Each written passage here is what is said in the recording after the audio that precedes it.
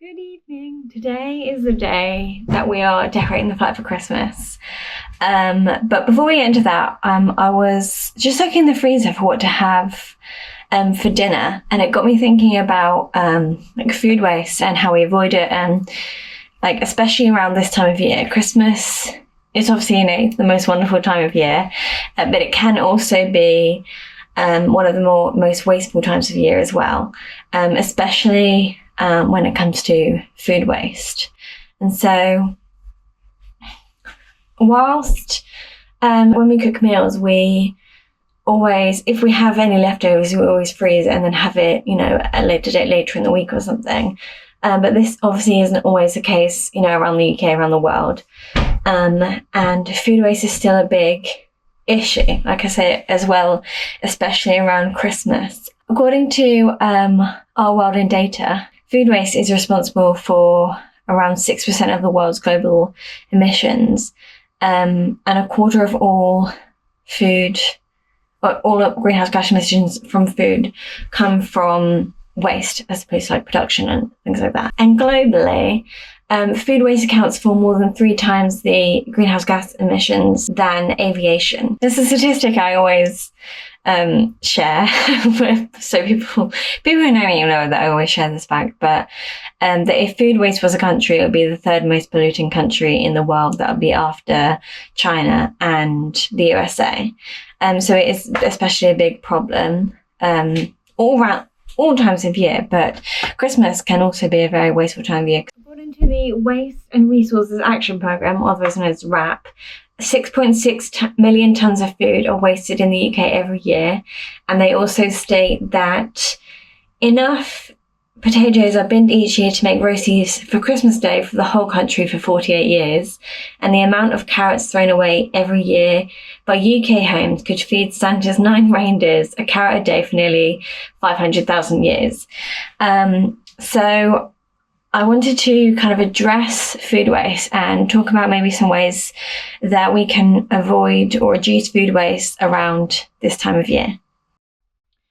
So some of the solutions I've just mentioned are, instead of throwing food away, if you've cooked too much or if you've eaten a meal and you haven't quite finished it, instead of throwing it away, saving it, putting it in the fridge, putting it in the freezer to eat at a later date. There's also considering how much you're buying in the first place. If you're routinely making too much food, it might be time to maybe address shopping habits and maybe buying less than you need to. I know sometimes it's difficult, especially with like veg, when it comes in plastic, like big, like carrots for example, they come in big bags of plastic bags, and you can't always, not all supermarkets sell loose veg, and you might be living near a supermarket, for example, that doesn't let you buy smaller bags or individual carrots, for example.